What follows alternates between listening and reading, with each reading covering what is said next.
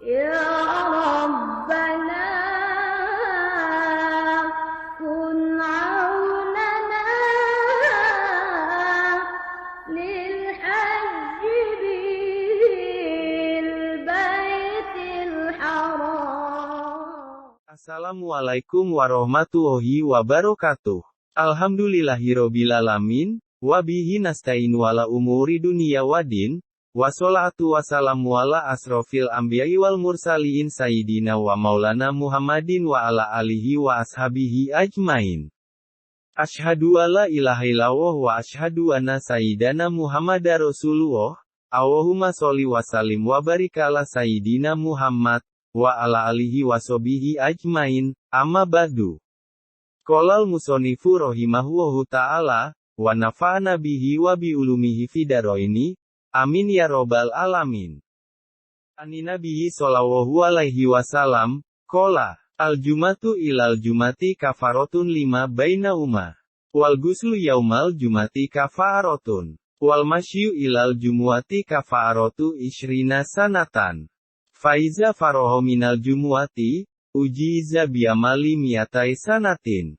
عن أبي نصر الواسطي قال: سمعت أبا رجاء العطاردي يحدث عن أبي بكر الصديق رضي الله عنه أن أعرابيا أتى إلى النبي صلى الله تعالى عليه وسلم، فقال: بلغني عنك أنك تقول من الجمعة إلى الجمعة، ومن الصلاة إلى الصلاة كفارة لما بينهن لمن اجتنب الكبائر. قال رسول الله صلى الله عليه وسلم: نعم. ثم زاد فقال: الغسل يوم الجمعة كفارة، والمشي إلى الجمعة كفارة، وكل قدم منها كعمل 20 سنة، فإذا فرغ من الجمعة أجيز بعمل 200 سنة. Dari Abu Nasr al-Wasiti berkata, aku mendengar Abu Roja al-Atoridi meriwayatkan hadits dari Abu Bakar As-Siddiq radhiyallahu anhu, bahwasannya seorang badui datang kepada Nabi Shallallahu alaihi wasallam. Dia berkata, telah sampai padaku darimu bahwa engkau bersabda, dari Jumat ke Jumat dan dari solat ke solat, adalah tebusan dosa di antara keduanya bagi orang yang menghindari dosa-dosa besar. Rasulullah Shallallahu alaihi wasallam bersabda, benar. Kemudian beliau Shallallahu alaihi wasallam bersabda, mandi di hari Jumat adalah tebusan dosa, berjalan menuju sholat Jumat adalah tebusan dosa, setiap langkah dari menuju sholat Jumat seperti beramal 20 tahun. Maka bila telah selesai sholat Jumat, dia dibalas dengan semisal amalan 200 tahun. Hadits ini diriwayatkan oleh Abu Bakar As-Siddiq radhiyallahu anhu. Disebutkan bahwa beliau adalah seorang pedagang pada masa jahiliyah. Adapun sebab keislaman beliau adalah bahwa beliau melihat sebuah mimpi di Syam. Dalam mimpi beliau melihat matahari dan bulan dalam pangkuannya. Kemudian beliau mengambil keduanya dengan tangan, didekap di dadanya, dan memakaikan jubahnya kepada keduanya.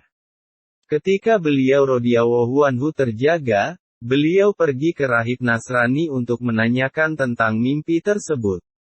Beliau datang dan mengatakan tentang mimpi tersebut serta meminta takbir darinya. Rahib tersebut bertanya, engkau dari mana? Beliau radhiyallahu anhu menjawab, dari Makkah. Dia bertanya, dari kabilah apa? Beliau radhiyallahu anhu menjawab, dari kabilah Tamim. Dia bertanya, apa pekerjaanmu? Beliau radhiyallahu anhu menjawab, berdagang. Dia berkata, pada masamu akan keluar seorang lelaki dari Hashimi, namanya Muhammad al-Amin, dia dari kabilah Hashim dan dia akan menjadi nabi akhir zaman. Jika bukan karena itu, maka tidaklah Allah menciptakan langit dan bumi serta isi keduanya.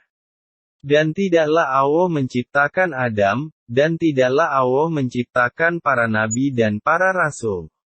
Dia adalah baginda para nabi dan para rasul serta penutup para nabi, dan engkau akan masuk dalam Islamnya. Engkau akan menjadi menterinya dan khalifah setelahnya. Inilah takbir mimpimu." Kemudian rahib tersebut berkata, "Aku mendapati perangai dan sifatnya di Taurat, Injil dan Zabur, dan sesungguhnya aku telah masuk Islam baginya dan aku menyembunyikan keislamanku karena takut dari orang-orang Nasrani." Ketika Abu Bakar As-Siddiq telah mendengar dari rahib tersebut, tentang sifat Nabi Shallallahu Alaihi Wasallam, luluhlah hatinya dan dia radhiyallahu anhu rindu mengunjungi beliau Shallallahu Alaihi Wasallam. Datanglah dia radhiyallahu anhu ke Makkah. Dia radhiyallahu anhu mencari beliau Shallallahu Alaihi Wasallam dan menemukan beliau Shallallahu Alaihi Wasallam. Dia radhiyallahu anhu menyukai beliau Shallallahu Alaihi Wasallam. Dia radhiyallahu anhu tidak sabar walau sesaat tanpa memandang beliau Shallallahu Alaihi Wasallam. Setelah sekian lama, pada suatu hari Rasulullah Shallallahu Alaihi Wasallam bersabda, "Wahai Abu Bakar, setiap hari engkau datang kepadaku dan duduk bersamaku. Mengapa engkau tidak masuk Islam?" Abu Bakar radhiyallahu anhu menjawab, "Anda kata engkau adalah seorang nabi, maka engkau harus memiliki mukjizat." Nabi bersabda, "Tidakkah cukup bagimu mukjizat yang telah engkau lihat di Syam dan telah ditakbirkan oleh rahib tersebut, dan dia telah mengabarimu tentang keislamannya?" Maka ketika Abu Bakar radhiyallahu anhu mendengar itu, beliau Abu Bakar radhiyallahu anhu berkata, "Aku bersaksi bahwa tiada Tuhan selain Allah dan bahwa engkau adalah utusan Allah." Masuklah beliau kepada Islam dan memperbagus keislamannya. Jadi, Abu Bakar radhiyallahu anhu ingin mengetahui, apakah yang beliau radhiyallahu anhu temui setiap hari adalah Rasulullah Shallallahu Alaihi Wasallam, sama seperti yang diceritakan oleh rahib yang mentakbir mimpinya. Dan barulah dia radhiyallahu anhu yakin ketika Rasulullah Shallallahu Alaihi Wasallam bersabda tentang rahib tersebut. Kisah lain. Dahulu ada dua orang Majusi pada zaman Malik bin Dinar. Salah satunya telah menyembah api selama 73 tahun, dan yang lain 35 tahun. Berkatalah adik kepada kakaknya, "Kemarilah, kita akan mencobanya. Apakah dia, api akan melindungi kita atau membakar kita, sebagaimana dia, api, membakar orang yang tidak menyembahnya? Jika api melindungi kita, maka kita akan menyembahnya, dan jika tidak maka kita tidak menyembahnya." Kakak berkata, "Ya." Lantas keduanya menyalakan api dan adik berkata pada kakaknya, "Apakah kamu yang akan meletakkan tanganmu atau aku yang akan meletakkannya?" Kakak menjawab, "Kamu yang akan meletakkan tangan." Maka adik meletakkan tangannya di atas api, dan terbakarlah jarinya. Dia berkata, Dia menarik tangannya dari api dan berkata, "Aku menyembahmu sejak 35 tahun, kemudian engkau menyakitiku." Kemudian dia berkata, "Wahai saudaraku, kemarilah, kita akan menyembah satu Tuhan, yang andai kata kita berdosa dan meninggalkan perintahnya selama 500 tahun, Dia akan mengampuni dan memaafkan kita sebab ketaatan sesaat dan sekali minta ampun." Maka kakak menurutinya dan berkata, "Mari kita pergi kepada orang yang akan menunjukkan kita kepada jalan yang lurus dan akan mengajarkan kita agama Islam." Maka keduanya berpendapat pergi ke Malik bin Dinar untuk masuk Islam. Keduanya menuju beliau dan mendatangi beliau. Keduanya mendapat beliau sedang berada di sekumpulan orang Basrah. Beliau duduk bersama orang umum dan memberi mereka nasihat, dan sungguh banyak orang yang berkumpul pada beliau. Maka ketika keduanya melihat hal tersebut, berkatalah kakak kepada adiknya, "Tampaknya aku tidak masuk Islam, karena umurku telah terlewat banyak dalam menyembah api. Andai kata aku masuk Islam dan aku kembali ke agama Islam serta agama Muhammad Shallallahu Alaihi Wasallam, maka keluargaku dan tetanggaku akan menghinaku, dan api lebih aku sukai daripada perubahan mereka." Berkatalah adik, "Jangan kau lakukan, karena hinaan mereka akan hilang sedangkan neraka selamanya.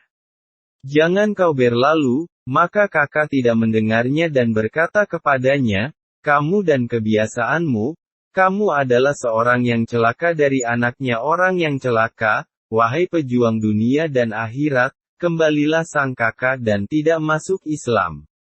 Kemudian datanglah sang adik bersama anak-anaknya yang kecil bersama istrinya. Mereka masuk di antara orang-orang dalam majelis.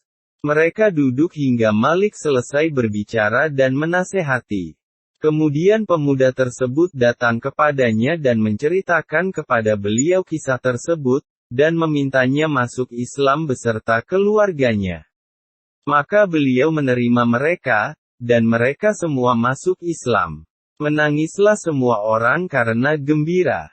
Kemudian pemuda itu hendak kembali, dan beliau berkata kepadanya, duduklah hingga aku mengumpulkan untukmu dari para sahabatku beberapa harta dunia. Dia menjawab, aku tidak ingin menjual agama dengan dunia. Kemudian dia kembali, kemudian dia masuk di tempat yang rusak, dia mendapati sebuah masjid, dan dia singgah di dalamnya.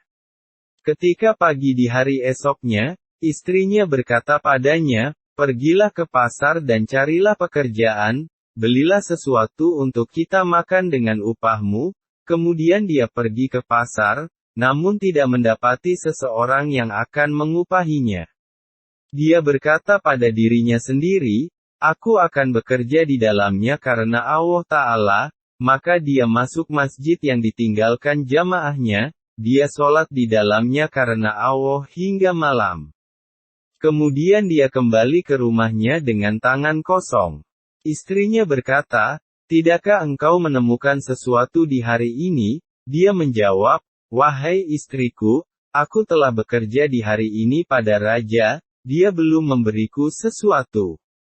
Semoga besok dia akan memberiku. Maka mereka semua melewati malam hari dalam keadaan lapar.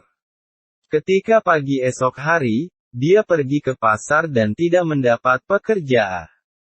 Dia pergi ke masjid tersebut dan sholat di dalamnya, karena Allah Ta'ala hingga malam. Kemudian dia kembali ke rumahnya dengan tangan kosong. Istrinya berkata kepadanya, tidakkah engkau hari ini mendapat sesuatu juga? Dia menjawab, hari ini aku telah bekerja untuk raja yang kemarin aku telah bekerja padanya. Aku berharap dia akan memberiku besok pada hari Jumat, maka mereka melewati malam hari itu juga dalam keadaan lapar. Ketika pagi hari di esok yaitu hari Jumat, dia pergi ke pasar dan dia tidak menemukan pekerjaan. Pergilah dia ke masjid tersebut, dan dia sholat 2 rakaat kemudian dia mengangkat tangannya ke langit dan berkata, Tuhanku, Tuanku, Bagindaku, sungguh engkau telah memuliakanku dengan Islam, engkau mahkotai aku dengan mahkota Islam, engkau beriku petunjuk dengan mahkota petunjuk, maka dengan kehormatan agama yang telah engkau rizkikan kepadaku, dan dengan kehormatan hari berkah mulia yang di sisimu bernilai agung yaitu hari Jumat, aku memohon kepadamu untuk menghapus kesibukan nafkah keluargaku dari hatiku, dan engkau beriku rizki dari yang tidak aku duga, maka demi Allah aku malu kepada keluargaku, dan aku takut mereka berubah keadaan sebab barunya kondisi mereka dalam Islam. Kemudian dia sibuk berdoa dan sholat 2 rakaat. Ketika sampai di penghujung siang, pemuda ini pergi ke sholat Jumat, dan anak-anaknya kelaparan. Datanglah seseorang ke pintu rumahnya yang di dalamnya ada keluarganya. Dia mengetuk pintu, dan keluarlah istrinya. Dia mendapati seseorang yang wajahnya indah. Di tangannya ada sebuah piring dari emas yang ditutup dengan sapu tangan emas. Dia berkata padanya, ambillah piring ini, dan katakanlah pada suamimu, ini adalah upah pekerjaanmu dalam 2 hari. Tambahlah dalam bekerja, maka kami akan menambahmu dalam upah, khususnya pada hari ini yakni hari Jumat, karena pekerjaan sedikit pada hari ini, di sisi Raja yang Maha Perkasa adalah banyak, maka dia mengambil piring tersebut, Tiba-tiba di dalamnya ada 1000 dinar. Dia mengambil 1 dinar dan pergi ke tukang emas. Tukang emas tersebut adalah seorang Nasrani. Dia menimbang dinar tersebut dan menambah dari 1 menjadi 2. Dia melihat ukirannya, dan dia tahu bahwa itu adalah hadiah akhirat. Dia berkata padanya, "Dari mana engkau mendapat ini?" Kemudian dia menceritakan kepadanya. Tukang emas tersebut berkata, "Tunjukkan Islam kepadaku," maka dia masuk Islam. Kemudian dia membayar kepada sang istri 1000 dirham. Dia berkata, "Nafkahkanlah, jika engkau kehilangan maka beritahu aku." Ketika pemuda telah sholat, dia berlalu ke rumahnya dengan tangan kosong. Dia menggenggam sapu tangannya dan mengisinya dengan debu. Dia berkata pada dirinya sendiri, "Jika dia bertanya apa ini, maka aku katakan padanya, aku membawa gandum." Ketika dia masuk daerah yang rusak, dia melihat rumahnya berkasur dan mendapati di dalamnya aroma makanan. Dia letakkan sapu tangan di pintu supaya istrinya tidak tahu. Kemudian dia menanyai istrinya tentang keadaan tersebut dan apa yang dia lihat di rumah. Sang istri bercerita padanya kisah tersebut. Dia pun bersujud syukur pada Allah. Kemudian istrinya bertanya padanya, "Apa yang kau bawa di sapu tangan?" Dia menjawab, "Jangan kau tanyakan padaku." Kemudian sang istri pergi dan membuka sapu tangan tersebut. Tiba-tiba dia mendapati debu tersebut berubah menjadi gandum dengan izin Allah Ta'ala. Maka bersujud syukurlah pemuda tersebut, dan dia menyembah Allah hingga Allah mewafatkannya. Al-Faqih berkata, "Angkatlah tanganmu ke langit, katakanlah dengan kemuliaan Jumat, ampuni dosa-dosa kami, hilangkan kesusahan kami." Pemuda ini ketika berdoa pada Allah dan minta tolong padanya dengan kebenaran hari Jumat hingga Allah mengabulkan hajatnya serta rizkinya dari yang tidak disangka. Maka begitu pula kita bila berdoa pada hari Jumat. Semoga Allah mengabulkan hajat-hajat kita karena Dia Maha Pemurah lagi Maha Penyayang serta Tuhan yang mulia. Demikian kisah ini diceritakan. Semoga bermanfaat bagi kita semua. Amin amin ya robbal alamin. Wallahul muwafiq ila aqwamit thoriq. Wassalamualaikum warahmatullahi wabarakatuh. Ya Rabbana